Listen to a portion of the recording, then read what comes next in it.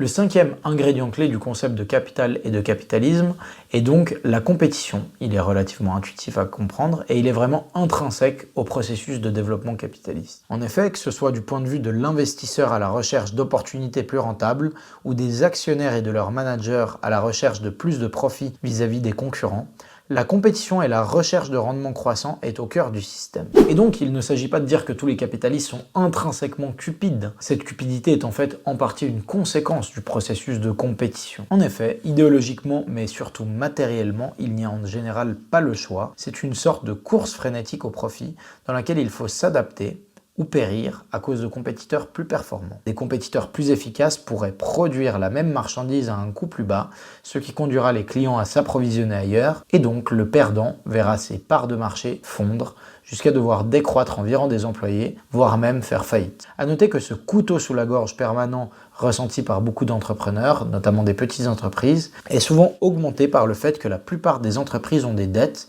et doivent donc payer des intérêts chaque mois, en plus d'autres charges constantes comme des loyers. Il n'est donc pas question de laisser la machine se reposer, le business doit tourner, c'est une question de survie. Il faut aussi noter que la compétition est généralement très inégale. Les gros peuvent produire à bas coût et donc vont finir par manger les petits. Cela peut se passer de diverses manières. Les gros peuvent investir dans du capital qui augmente la performance et la productivité, ou produire des choses impossibles à produire pour de nouveaux compétiteurs.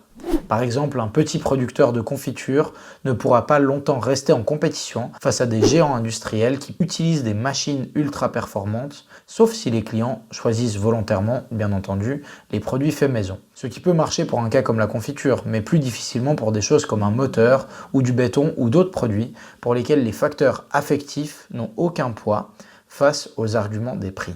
Finalement, il convient de noter que cette compétitivité et course au rendement conditionnent les rapports aux quantités et au temps. Max Weber dit d'ailleurs de l'esprit du capitalisme que c'est précisément dans ces directions-là qu'il faut creuser pour le comprendre, c'est-à-dire faire toujours plus efficacement, ce qui n'est pas inhérent à la nature humaine, mais bien un conditionnement social qui a d'ailleurs tendance à s'auto-renforcer. D'ailleurs, pour comprendre le capitalisme et son idéologie, il est à mon avis plus utile de penser à une montre et au rythme sans cesse imposé et croissant qu'à une mine de charbon ou un puits de pétrole, ces derniers n'étant que des symptômes de la nécessité d'augmenter des rendements.